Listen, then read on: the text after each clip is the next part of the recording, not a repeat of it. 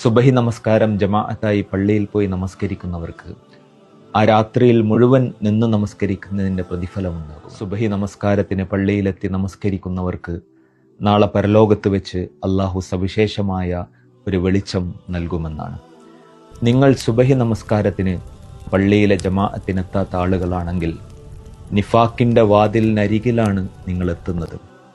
മുനാഫിക്കുകൾക്ക് ഏറ്റവും പ്രയാസകരമായ നമസ്കാരം എന്ന് പറയുന്നത് സുബഹിയും ഇശാവുമായിരിക്കും എന്നാണ്. ആ രണ്ട് നമസ്കാരത്തിനും പള്ളിയിലെത്തി നമസ്കരിച്ചാൽ അതിൻ്റെ ജമാഅത്തിന് ലഭിക്കാവുന്ന പ്രതിഫലത്തെക്കുറിച്ച് ആളുകൾ അറിയുകയാണെങ്കിൽ നടക്കാൻ കഴിയാത്തവർ പോലും മുട്ടിലിഴഞ്ഞെങ്കിലും ആ നമസ്കാരത്തിലേക്ക് എത്തുമെന്നാണ്.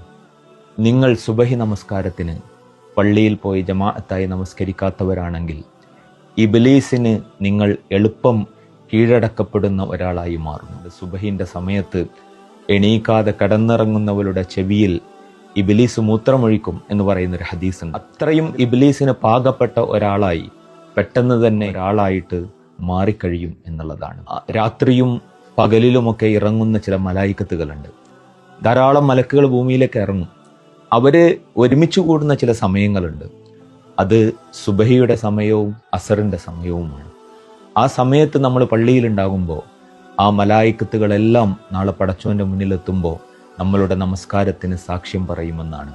ആ സമയത്ത് നമ്മൾ പള്ളിയിലില്ലാതിരിക്കുമ്പോൾ ആ മലായിക്കത്തുകളുടെ കാഴ്ചയിൽ അവരുടെ സാക്ഷ്യത്തിൽ നിന്ന് നമ്മൾ പുറത്താവുകയാണ്. റസൂലുള്ളാഹി സ്വല്ലല്ലാഹു അലൈഹി വസല്ലം പറയുന്നുണ്ട്, ഖബറിൽ ഒരാളുടെ തലയിൽ മറ്റൊരാൾ ഒരു കല്ലുകൊണ്ട് ഇങ്ങനെ അടിച്ചുകൊണ്ടിരിക്കുമെന്നാണ്. എന്തിനാണ് അയാൾ ആ തലയിൽ ഇങ്ങനെ അടിക്കുന്നത്? ആ തല പൊട്ടിക്കുന്നത് എന്തിനാ? സുബഹിക്ക് കിടക്കയിൽ നിന്ന് തല ഉയരാത്ത ആളുകളാണ് അവര് എന്ന് പറയുന്നുണ്ട്. ഒരിക്കൽ റസൂൽ സല്ലല്ലാഹു അലൈഹി വസല്ലം പറഞ്ഞു, അള്ളാഹുവിന് പ്രിയപ്പെട്ട ചില ആളുകളുണ്ട്.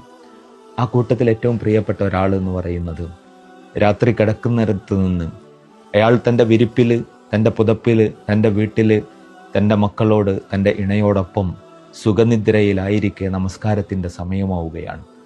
ആ സുഖനിദ്രയിൽ നിന്ന് എഴുന്നേറ്റ് ആ പുതപ്പും പ്രിയപ്പെട്ടവരെയുമൊക്കെ അവിടെയാക്കി അയാൾ പള്ളിയിലേക്ക് പോവുകയാണ്.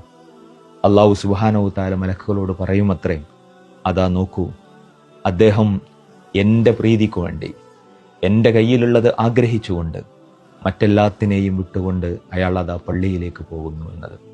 അള്ളാഹുവിൻ്റെ പ്രിയപ്പെട്ടവരായി മാറുക. നമ്മൾ നമ്മളുടെ ഉറക്കത്തേക്കാൾ, നമ്മളുടെ ആ സുഖനിദ്രയേക്കാൾ, ഈ ദുനിയാവിൽ കിട്ടുന്ന ഏത് സൗകര്യങ്ങളെക്കാൾ ഏറ്റവും മികച്ചത് പടച്ചവൻ്റെ അടുക്കലാണ് എന്ന ബോധം നമ്മളുടെ മനസ്സിൽ എപ്പോഴും ഉണ്ടാവുക. അള്ളാഹു നമ്മളെ അനുഗ്രഹിക്കുമാറാകട്ടെ.